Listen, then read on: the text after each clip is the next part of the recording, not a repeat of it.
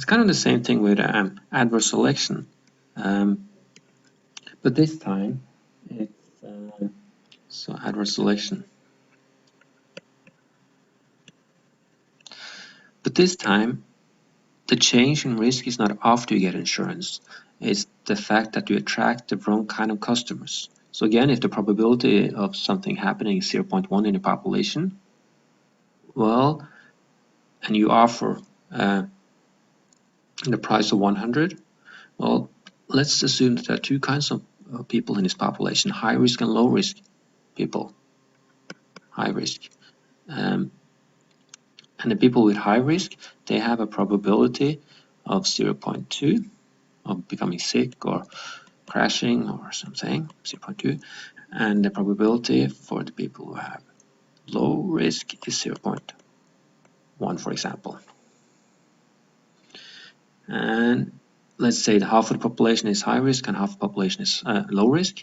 So the average would be 0.15 in this population.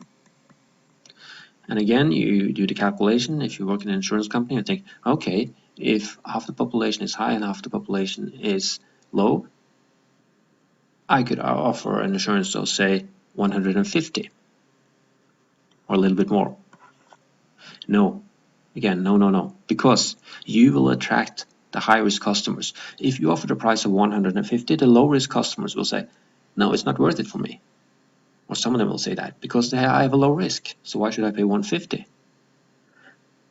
So you tend to attract the high-risk customers, which means that you will have to pay out, or you have to base your calculations on probability of close to 0.2, meaning you should charge at least 200. But this creates a market failure. But now because now the people with low risk will not have an insurance offer anymore. Why not? Well, you can't say, as an insurance company, you can't say, oh, I'm only going to try to find the low risk people. Well, as long as there's asymmetric information, meaning you can't distinguish between people with high risk and low risk, there is no way you can do that. So you'll attract the bad customers, and the market for the people with low risk will fail. And that's what we call adverse selection, and it's a problem in the insurance market. Okay, so far we have established that people want insurance, but there are some problems with the free market.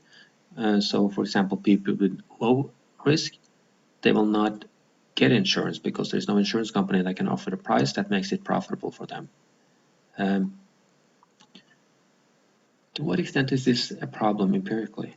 Well, if you look, for example, at the RAND health insurance study, they show that if people get something for free, for example, free visits to the physicians, they increase their use of those resources by 30%. So that means there's some kind of moral hazard in the sense that as soon as you get it for free, you will use more of it. 30%. The use of those resources will not reflect the true cost of those resources because it's free and you use it more than they should have had then. Actually, when you say should have had, that's making a jump. They do use the resources more. Maybe they didn't use them optimally before, but that's a different question then. They do use it more. The same, this is kind of an old study, but the same phenomenon was observed in a more recent study in the Oregon health experiment. And some people got insurance and they used more resources again. This time, it depends on what you measure, but this time it was about 40% higher cost, for example. So, well, people are price sensitive. People do change their behavior when they have insurance. But we do want to be careful about saying that this necessarily is a bad thing. Maybe they needed those resources, or maybe they needed the visits. So we have to connect it to health again, and that's a different lecture. It's also possible to try to rescue the private insurance market by introducing or allowing different mechanisms. For example, you can introduce co-payments. You can have deductibles. You can have, or you can allow private insurance companies to collect information. So they know more about the risk of the customers. Eventually, of course, you run into ethical problems there. To what extent should they be allowed to have DNA information, for example? Isn't that the kind of thing you want to be able to insure against? But if they know exactly who's going to be sick, then that kind of defeats the purpose of the insurance market to some extent. But all of these things are possible and will reduce the problem of moral hazard and adverse selection. And that's the health insurance market and some of the problems in 15 minutes. Thanks.